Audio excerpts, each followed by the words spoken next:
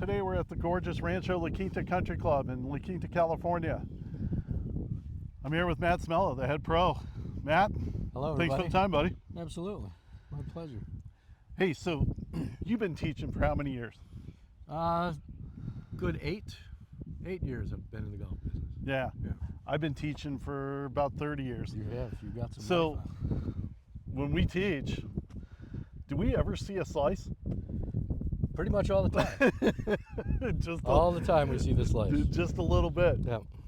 One of the things that I've noticed over the years, and tell me in your teaching experience, do you ever notice that people don't know what causes the slice?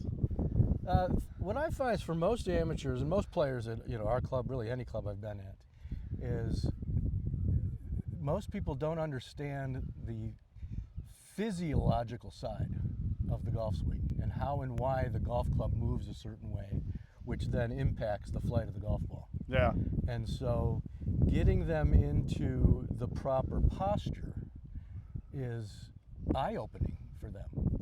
They try to really take a big rip at it, try to really swing as hard as they can, but many times they get out of sequence and they get out of alignment of their body. Because when the body's not in the proper posture, in my belief, the body won't move in the proper way for the golf swing to be effective. So by getting them into the proper posture and the proper skeletal alignment helps them with how straight the ball goes. Once you illustrate that with me. Okay. We work a certain way. But if it's out of posture or out of alignment, it causes the club to do some really strange things that really affects, the ball flight. So kind of going with why a ball slices. Well, For a right-handed player, isn't it if the club face is pointed to the right? Say like if we use this swing alignment stick here, if the swing path follows that alignment and the club face is right, wouldn't that cause a slice? it would. However, that's not always the situation. It's if a player is having the right swing path, he's going to have a better ball flight than most. It's when you get the club path that's coming across that line, that's more of the problem, and that's where we find more players have difficulty, is when they don't get the club coming down the line. So you're saying you want to start with posture in that situation?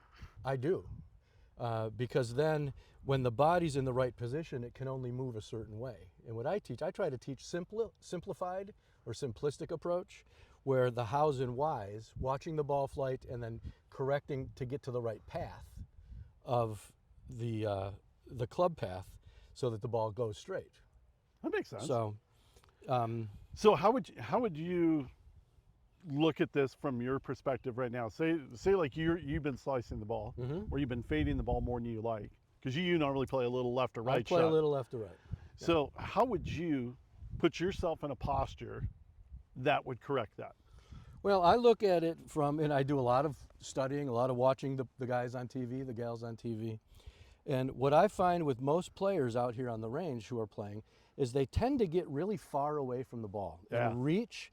And when people reach, they feel strong.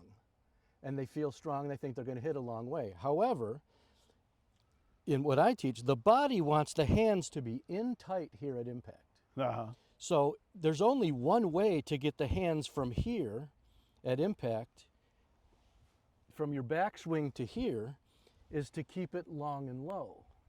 The second you start getting the hands out in front of you, the hands are going to come down and cross the path. If you can see that against the alignment stick.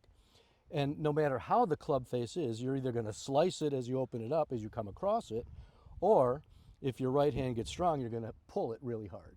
And hit like a pull hook. Hit like a pull hook. However, by getting, and also when the hands get up here, the second your hands get above your ear, your body tends to rise up. Yeah. Your body rises up, your throat moves, everything gets out of alignment. It's kind of like when you have a hole in one, what's the first reaction you make? Put your hands up. Put your hands Okay? up. But when you get your hands nice and low and tight, like you watch the guys on TV, and you get your hands really long and low behind you, it makes your big muscles continue to take the lead, which then causes a better physical motion. So if you get it to here, long and low, it's going to tend to go straight. If you get your hands up high, You see a big slit, And big yeah, and I slice. noticed on that you actually hit the I alignment actually stick. hit the You alignment came stick. across it Well, so much. and if you look at my divot's coming toward me, not away from me. Yeah.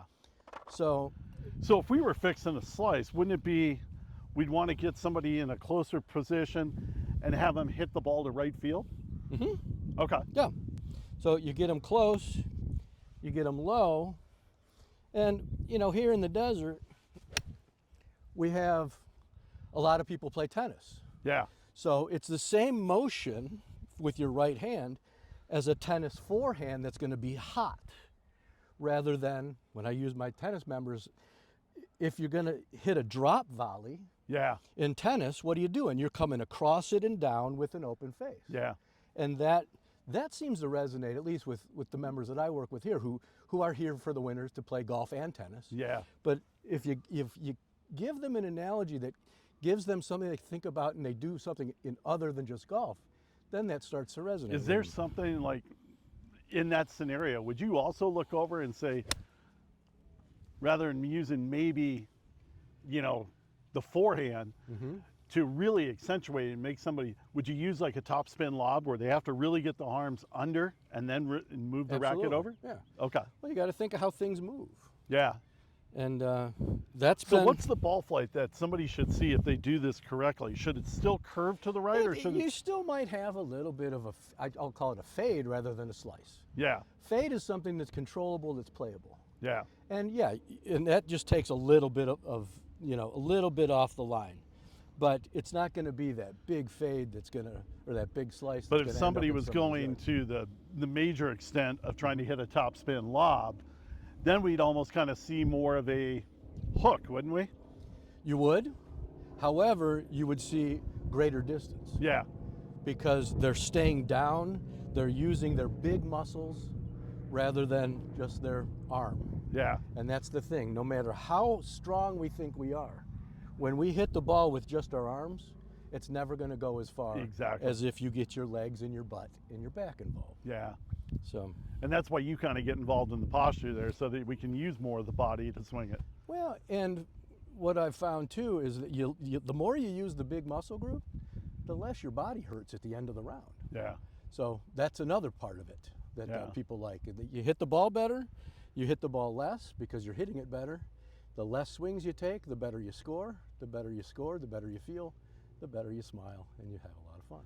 So really, if we were recapping this, we get closer and we swing right of our target with a face that's pointed left of the target. Yep. Would correct the slice, right? Yes. Okay. The key though is the closer to the ball with the hands lower. Which is the complete opposite of what most people would think. Correct. Yeah. So, and a way to calibrate this, just like you're calibrating a machine, is when you take, you watch everybody take a practice swing, right? And you see where that practice swing goes. Look at how close I am. Yeah. Okay. But then you see people reach. Yeah. They've taken their golf swing out of calibration, and now they have the body has no idea what it's going to do. Yeah. So literally, if you just, look at how close I am with my practice swing. Now, with the hands being closer to the body, in the end game, doesn't that force more body rotation at the start of the swing? Upper body, Yeah. not lower body though. Yeah. But I'm saying it forces more body rotation up. Yeah. Well, it makes From your the waist shoulders up. turn. It makes your shoulders turn. And when you get the shoulders to turn and you keep your hands low, what does that look like? Yeah. That's a baseball player. Yeah. And a baseball player, you see any of the big leaguers who pound home runs and get a lot of hits, their hands never get above here. Yeah. They're here. Same thing as a hockey player. Hockey player's swing is with the shoulders. A good tennis player swing is with the shoulders. It's not with the arms. Yeah. So that's what I try to teach when and stability and all kinds of things go along with it. It's how your body can move in a certain way when it's in the right posture. Sure. Hey, Matt. I hope this helps. Yep. Absolutely. Enjoy. What we do with our channel is we're here for the average player. So we're not worried about what's going to work for Xander Schauffele and Patrick Cantlay. They're a little too good. It's everyday golfers that we like to help. And that's what we're kind of looking for. And so we really try and give a type of solution that's very quick, hey, you're going to see this. This is what you get. And you offered that. Thanks, All buddy. right, you bet.